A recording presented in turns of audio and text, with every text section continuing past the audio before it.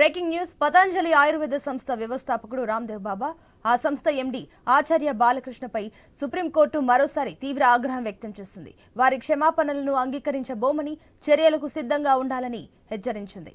వారిరువురు సమర్పించిన ప్రమాణ పత్రాలను జస్టిస్ హిమా కోహ్లీ, జస్టిస్ అహసనుద్దీన్ అమనుల్లా నేతృత్వంలోని ధర్మాసనం తిరస్కరించింది. ఈ కేసులో తాము ఉదారంగా వ్యవహరించలేమంటూ స్పష్టం చేసింది.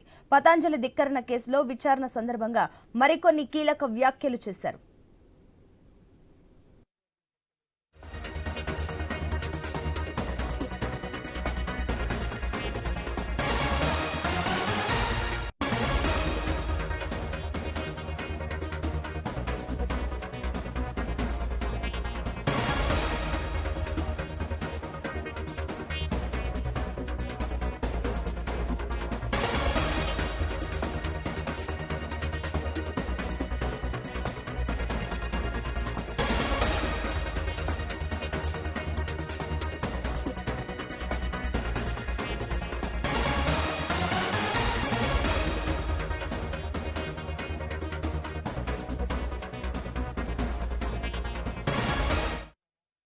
పతంజలి ఆయుర్వేద సంస్థ వ్యవస్థాపకుడు రామ్దేవ్ బాబా ఆ సంస్థ ఎండీ ఆచార్య బాలకృష్ణపై సుప్రీంకోర్టు మరోసారి తీవ్ర ఆగ్రహం వ్యక్తం చేసింది.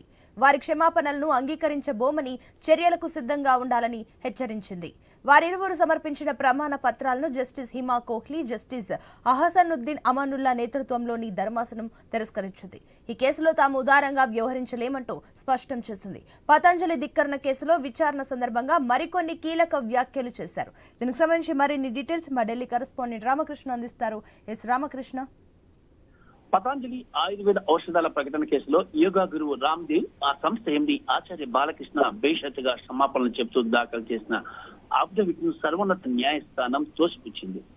తప్పుదారి పట్టించే ప్రకటన కేసులో బేషరతుగా క్షమాపణలు చెబుతూ యోగా గురువు రామ్దేవ్ పతంజలి ఆయుర్వేద లిమిటెడ్ ఎండీ ఆచార్య బాలకృష్ణలు దాఖలు చేసిన అఫిడవిట్ ను స్వీకరించేందుకు సుప్రీంకోర్టు మళ్లీ నిరాకరించింది.